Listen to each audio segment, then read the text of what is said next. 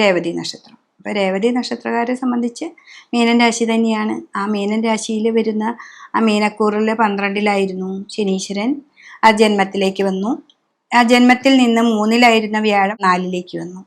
അപ്പം അതിൻ്റെ ഒരു മാറ്റങ്ങളൊക്കെ നമുക്കുണ്ടാവും. പക്ഷെ കർമ്മസ്ഥലത്ത് കുറച്ച് പ്രതിസന്ധികളൊക്കെ ഉണ്ടാവാൻ സാധ്യതയുണ്ട്. കർമാധിപനായിരിക്കുന്ന വ്യാഴം 4-ലാണ് വരുന്നത്. അപ്പൊ ആ 4-ൽ നിന്ന് കർമ്മത്തിലേക്ക് നോക്കുന്നുണ്ടെങ്കിലും സാമ്പത്തികമായി ചിലപ്പോൾ നമുക്ക് കയ്യിൽ കിട്ടായി ഉണ്ടാവും. ഒരു മാസത്തെ ശമ്പളം കിട്ടാണ്ട് വരും. അപ്പം നമ്മൾ പ്രതീക്ഷിച്ച പല കാര്യങ്ങൾക്കും ബ്ലോക്കൊക്കെ വരാം.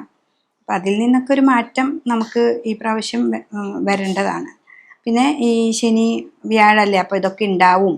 എനിക്ക് വ്യാഴക്ഷേത്രത്തിലാവുമ്പോൾ നമുക്കൊരു തിരിച്ചറിവ് വരുന്നു. ഇതൊക്കെ കുറച്ച് നാളുകളായിട്ട് ഞാൻ അനുഭവിക്കുന്നുണ്ട്, അത് 2 ദിവസം കഴിഞ്ഞാൽ അത് ശരിയാവും എന്നുള്ളൊരു തോന്നലൊക്കെ നമുക്ക് തന്നെ വരുന്ന ഒരു സമയമാണ്. അപ്പോൾ 7-ര ശനി എന്ന് പറഞ്ഞിട്ടുണ്ടെങ്കിൽ ശനീശ്വരൻ തന്നെ നമ്മുടെ ജീവിതത്തിനെ മാറ്റിയും മറച്ചും കാണിച്ചു തരുന്ന ഒരു സമ്പ്രദായമാണ്. അപ്പോൾ ശനി മീനത്തിൽ വരിക എന്ന് പറഞ്ഞാൽ അത് ഏറ്റവും നല്ലതാണ്. വ്യാഴക്ഷേത്രത്തിലാണ്, വ്യാഴം ഗുരുവിൻ്റെ ക്ഷേത്രമാണ്. അപ്പോൾ അവിടെ തന്നെയാണ് ആ നക്ഷത്രക്കാരായ രേവതി, ഉത്രട്ടാതി, പൂരോരുട്ടാതിയുടെ കാല് ആ ഭാഗക്കാർക്കൊക്കെ നമുക്ക് നമ്മൾ ചെയ്തിട്ടുള്ള ദോഷങ്ങളും ഗുണങ്ങളൊക്കെ തിരിച്ചറിഞ്ഞ് തരാനുള്ള ഒരു സമയം കൂടിയാണ്. അപ്പോൾ ഇതൊക്കെ തിരിച്ചറിഞ്ഞുകൊണ്ട് നമുക്ക് മുന്നോട്ട് പോവുകയാണെങ്കിൽ ഈ ഒരു വിഷുവിൻ്റെ ഫലമനുസരിച്ച് നിങ്ങൾക്ക് ഏറ്റവും നല്ലതായിട്ട് ഒരു വർഷക്കാലം നല്ല രീതിയിൽ മുന്നോട്ട് പോകാനായിട്ട് സാധിക്കും.